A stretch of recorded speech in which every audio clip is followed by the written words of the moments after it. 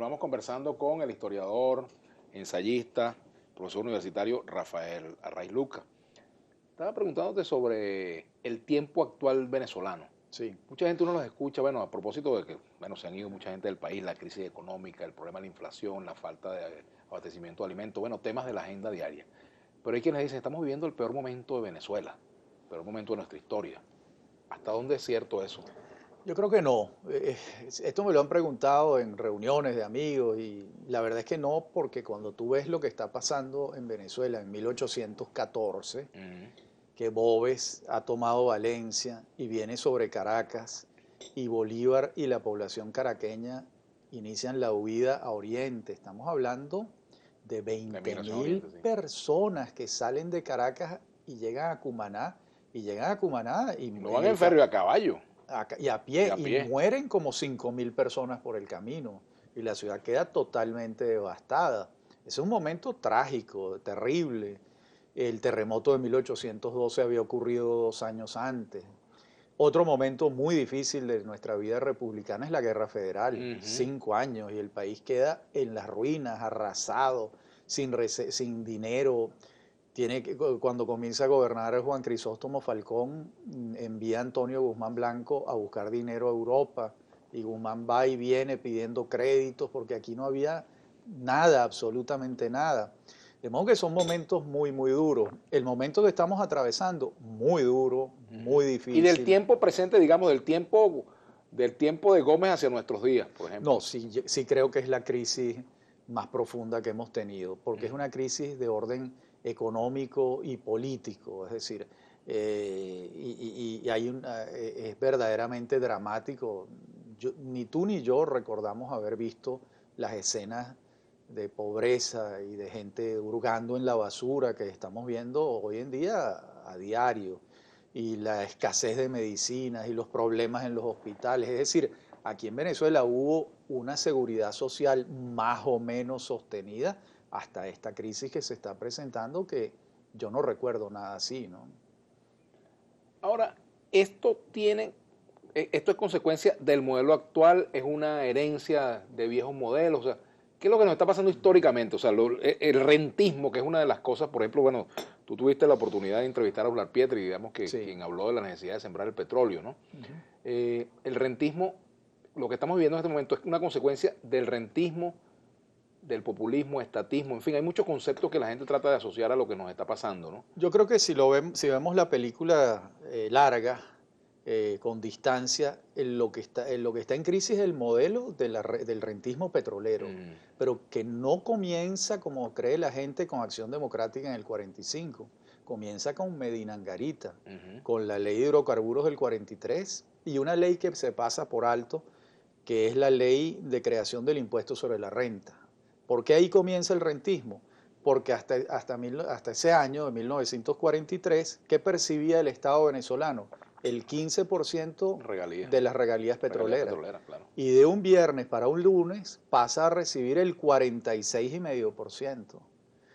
Y hay otra cifra que es estremecedora. En 1943 la producción petrolera es de 489.000 barriles diarios. En 1960 son 2.600.000 barriles diarios. En apenas 17 años se quintuplica la producción y el Estado recibe ahora el 50% con el 50-50 que Ujú. instituyó Rómulo Bueno, el Gallegos. 50-50 Eco, como lo llamaban. Así es. Entonces, ¿qué tienes tú ahí? Un Estado que cada vez crece y crece y crece y vuelve y sigue creciendo y termina de crecer enormemente con la nacionalización del petróleo de Carlos Andrés Pérez el año 76, el Ujú. 1 de enero del Así 76. es. Entonces, ¿qué ha venido pasando en términos históricos?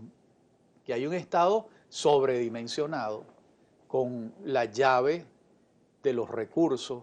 Cuando los venezolanos elegimos un presidente de la República, estamos eligiendo una especie de Felipe V, de Carlos V, Mm. todos los recursos, porque el 98% de las divisas de exportación venezolanas son de PDVSA, y eso lo maneja el presidente de la República a su real saber y entender.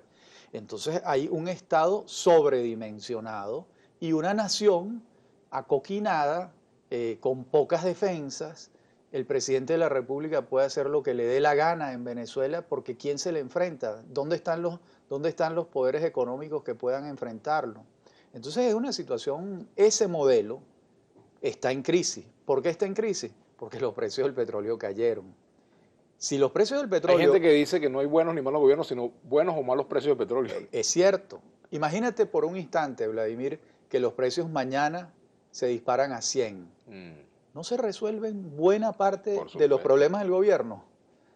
Y de la gente. Y de la gente. Entonces, la relación con el petróleo ha sido, a mi juicio, muy negativa. En ese sentido, hay buenas noticias. Ahora, ¿en qué momento se abandona la diversidad de nuestra economía, el modelo, digamos, de producción agrícola? ¿En qué momento realmente se le tuerce el rabo a la cochina, digamos? 1928 es el primer año en el que las exportaciones de petróleo superan a las de café. Al café. Pues nosotros llegamos a ser el cuarto país del mundo productor de café.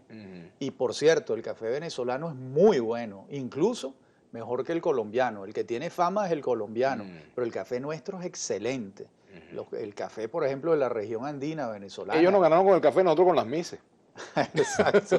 Y nosotros ahí en 1928 comienza a decaer la producción agrícola y empieza el reinado del petróleo hasta el sol de hoy, que va a cambiar porque el petróleo cada vez significa menos en el mundo. Tú decías que había una buena noticia. Esa, que la preeminencia del petróleo en el mundo es cada vez menor. Esas son buenas noticias para Venezuela. Aunque nos cueste superar el momento. Aunque sea sangre y sudor y lágrimas, lo que tengamos que pasar nos va a obligar a diversificar a la economía. Y el gobierno que esté o el que venga tiene que entenderse con los actores económicos. Si ya no cuentas con la gallina de los huevos de oro, que es el petróleo, tienes que contar con los productores y la relación tiene que darse más por la vía impositiva, ¿verdad? Es decir, lo que el Estado percibe como impuestos de los productores económicos que de otra manera.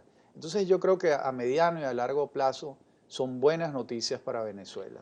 Históricamente, cuando se habla de una generación, Rafael, ¿de cuánto tiempo estamos hablando? Digamos, una generación, por ejemplo, en este tiempo, la generación de hoy. 25 años, 25 es años. Lo que suele establecerse. A esta generación, bueno, le ha tocado... Muy duro. Muy duro. Sí. ¿Verdad? ¿Cuál pudiera ser, digamos, el devenir de esta generación, o sea, el futuro de esta generación, el aporte que esta generación puede dar al día de hoy para dar el salto hacia un nuevo momento? Bueno, le va a tocar vivir en una Venezuela muy distinta, donde la empresa privada va a tener un papel más importante que el que ha tenido. Aquí tarde o temprano va a venir un gobierno que no va a perseguir a los empresarios, que no va a perseguir a los sindicatos y a la llamada clase obrera. Va a venir tarde o temprano un gobierno de entendimiento de los factores sociales, porque de lo contrario el país va a seguir en una diatriba inútil que lo que atenta es contra el desarrollo del país. Yo no conozco ningún ejemplo en el mundo de países que se hayan desarrollado en medio de un conflicto permanente. Eso no existe. Los países que se desarrollan es que porque... Cuando hay un proyecto nacional. Cuando hay un proyecto nacional en el que hay unanimidad y todos decimos, bueno, este es el camino y ahora nos peleamos políticamente, pero sobre la base de esta unanimidad. ¿Y cuánto puede pesar la Constitución en todo esto? Muchísimo. Si la Constitución se cumpliese, si la Constitución se cumpliese, la diatriba bajaría tremendamente. Yo soy de los que cree que la reconstrucción del país no requiere una nueva Constitución, no requiere una nueva Asamblea Constituyente, que con la Constitución del 99 se puede trabajar. Vamos a hacer la pausa. Con unos cambios que sí, que yo personalmente haría. Vamos a hablar un poco de eso al regreso para la parte final de esta conversación con Rafael Arraiz Luca en nuestras redes sociales, @VladimirLaguna_, tanto en Twitter como en Instagram. Y también pueden escribirnos al Facebook, Vladimir Villegas, _periodista. Recuerden que en Globovisión nos vemos todos. Ya venimos.